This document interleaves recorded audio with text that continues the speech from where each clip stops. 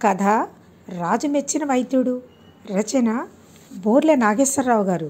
ఆదివారం మార్చి 31, 2024 దినపత్రికలో ప్రచురింపబడింది. విద్యానగర శివారులో రామాపురం అనే చిన్న గ్రామం ఉండేది. అక్కడ మణిశర్మ అనే వైద్యుడు ఉండేవాడు. అతను వైద్యంలో నిష్ణాతుడు. ఎలాంటి రోగాలనైనా ఇట్టే తగ్గించగలడు. తన హస్తవాసి మంచిదని ప్రజలంతా చెప్పుకునేవారు. కానీ మణిశర్మకు డబ్బు మీద అత్యాశ. వైద్యం చేసి రోగుల నుంచి అధిక మొత్తంలో డబ్బు వసూలు చేసేవాడు. దాంతో పేదవాళ్ళు అతని వద్దకు వెళ్ళడానికి భయపడేవాళ్ళు. వైద్యం చేస్తూ సంపద కూడబెట్టిన అతనికి మాత్రం సంతృప్తిగా ఉండేది కాదు. మరింత ధనం ఎలా సంపాదించాలా అని ఆలోచించేవాడు. మణిశర్మకు ఒక కుమారుడు ఉన్నాడు. అతని పేరు శ్రవణుడు. తన చదువు పూర్తయింది. ఆ అబ్బాయికి కూడా వైద్యం నేర్పిస్తే మరింత డబ్బు సంపాదించవచ్చని నిర్ణయించుకున్నాడతను.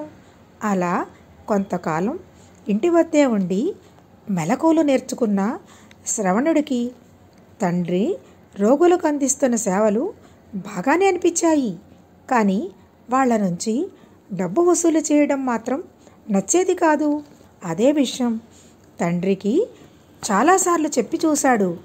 అందుకు ఆయన నవ్వుతూ, చూడు శ్రవణ, అందరికీ ఉచితంగా వైద్యం చేయాలంటే అందుకు కావలసిన ద్రవ్యాలు, మూలికలు మనకు ఎవరు ఇస్తారు? అదంతా తర్వాత సంగతి.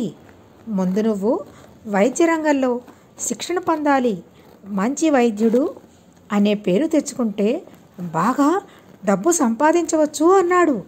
తండ్రి మాటలకు ఎదురు చెప్పలేని శ్రవణుడు, నాన్న, నేను ఏదైనా ఆశ్రమానికి వెళ్ళి ఆయుర్వేద వైద్యంలో మరిన్ని మెలకువలు నేర్చుకుంటాను. ఏ జబ్బుకైనా తక్కువ సమయంలో ఉపశమనం కలిగేలా ఎలా వైద్యం చేయాలో తెలుసుకుంటాను అని చెప్పాడు. అప్పుడు మణిశర్మ, అలాగే, నీకు నచ్చినట్లే వెళ్ళి నేర్చుకో.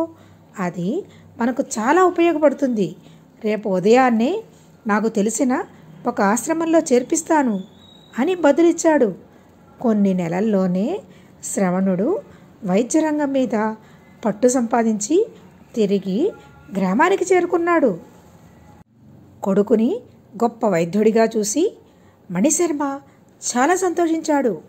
తండ్రిలాగే తను కూడా అందరికీ వైద్యం చేయడం ప్రారంభించాడు. కానీ ఎవరి దగ్గర ఒక్క రూపాయి కూడా తీసుకోకుండా ఉచితంగానే సేవలు అందించాడు. అది మణిశర్మకు అస్సలు నచ్చలేదు.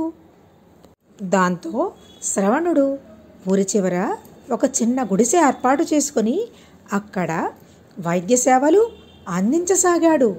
త్వరలోనే శ్రవణుడి వద్దకు వచ్చే రోగుల సంఖ్య క్రమంగా పెరిగిపోయింది. అతను మంచి వైద్యుడన్న పేరు మారుమోగింది. శ్రవణుడి ప్రతిభ గురించి నగరమంతా తెలిసి అది మహారాజు వరకు వెళ్ళింది. అతన్ని సత్కరించి రాజవైద్యుడిగా నియమించుకోవాలని నిర్ణయించుకున్నాడు రాజు. వెంటనే 2 భటులను పంపించి శ్రవణుడిని కోటకు తీసుకురమ్మని ఆజ్ఞాపించాడు. చెప్పినట్లుగానే భటులు అతని దగ్గరికి వెళ్ళి రమ్మని చెప్పక, మహారాజుకి నేను క్షమాపణలు చెప్పానని చెప్పండి, ఈ సత్కారాలు నాకు ఇష్టం ఉండవు అన్నాడు. దాంతో కోపం తెచ్చుకున్న రాజు శ్రవణుడిని బంధించి తీసుకురమ్మన్నాడు. అక్కడికి వెళ్ళాక అభిమానంతో పిలిస్తే, నువ్వు మా ఆహ్వానాన్ని తిరస్కరించి తప్పు చేశావు. వైద్య రంగంలో నువ్వు సాధించిన ప్రతిభకు గుర్తింపు ఇచ్చి నిన్ను రాజవైద్యుడిగా నియమించాలనుకున్నాను. రాజధిక్కారం కింద నీకు శిక్ష పడుతుంది అన్నాడు మహారాజు. అప్పుడు శ్రవణుడు, మన్నించండి రాజా, రాజ్యంలో చాలామంది పేదవాళ్ళు వైద్యం అందక చనిపోతున్నారు. సామాన్యుడికి వైద్యం అందుబాటులోకి తీసుకురావాలనే సంకల్పంతోనే నేను ఆశ్రమంలో శిక్ష పొందాను. రాజదర్బారులో ఉండిపోతే నా ఆశయం నెరవేరదు. అందుకే నేను గ్రామంలోనే ఉండి ప్రజలకు వైద్యం చేస్తాను అన్నాడు. ఆ మాటలు విన్న రాజు శ్రవణుడిని మెచ్చుకున్నాడు. కొడుకుని రాజు దర్బారుకి పిలిపించారని తెలియగానే మణిశర్మ భయంతో పరిగెత్తుకుంటూ వచ్చాడు. అక్కడ జరిగింది చూసి చాలా ఆనందపడ్డాడు. తను కూడా అప్పటినుంచి ఉచితంగా వైద్యం చేయడం ప్రారంభించాడు. కథ కంచికి మనమింటికి.